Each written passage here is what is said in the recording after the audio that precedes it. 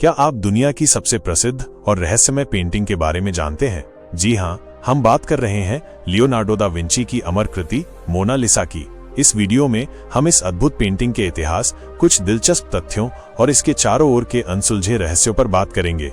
तो बने रहिए हमारे साथ। मोनालिसा को महान इतालवी कलाकार लियोनार्डो दा विंची ने 16वीं शताब्दी की शुरुआत में लगभग 1503 से 1519 के बीच चित्रित किया था। ये पेंटिंग पॉपुलर नामक लकड़ी के पैनल पर तेल रंगों से बनाई गई है। ऐसा माना जाता है कि जब लियोनार्डो फ्लोरेंस में रह रहे थे तब उन्होंने इस पर काम किया। आज ये पेंटिंग पेरिस के लूवर संग्रहालय में रखी गई है, जहां हर साल लाखों लोग इसे देखने आते हैं। इस पेंटिंग में जिस महिला को दर्शाया गया है वो इटली के एक रेशम व्यापारी फ्रांसेस्को डेल जियोकांडो की पत्नी लीजा घेरार्दिनी है। इसीलिए इस पेंटिंग को मोनालिसा कहा जाता है, जिसका अर्थ है लेडी लिसा। हालांकि कुछ शोधकर्ताओं का ये भी मानना है कि ये लियोनार्डो दा विंची का ही आत्मचित्र है। मोनालिसा सिर्फ एक पेंटिंग नहीं है, ये कई दिलचस्प कहानियों और तथ्यों से भरी हुई है। क्या आप जानते हैं कि इस पेंटिंग को बनाने में कई साल लगे थे? कुछ रिपोर्ट्स के अनुसार लियोनार्डो दा विंची ने इसके होठों को बनाने में ही लगभग 12 साल लगा दिए थे। एक और हैरान करने वाली बात यह है कि 21 अगस्त 1911 को मोनालिसा चोरी हो गई थी। पूरे एक दिन तक किसी को पता भी नहीं चला कि पेंटिंग गायब है। इस घटना ने इस पेंटिंग को और भी मशहूर कर दिया। आखिरकार 2 साल बाद ये इटली में मिली।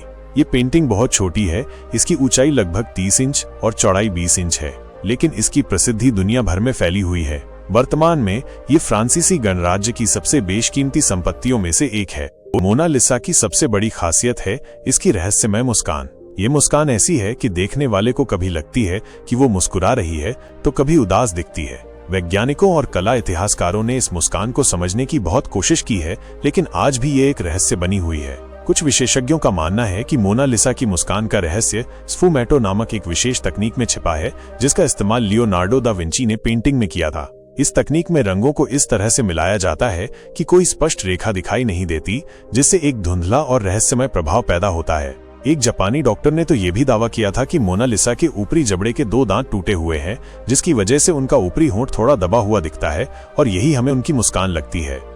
तो दोस्तों, ये थी लियोनार्डो दा विंची की अद्भुत कृति मोनालिसा की कहानी। उम्मीद है आपको ये वीडियो पसंद आया होगा। कमेंट करके हमें बताएं कि आपको मोनालिसा के बारे में सबसे ज्यादा क्या रहस्यमय लगता है। अगर आपको ये वीडियो अच्छा लगा हो तो इसे लाइक और शेयर करना न भूलें और हमारे चैनल को सब्सक्राइब जरूर करें। धन्यवाद।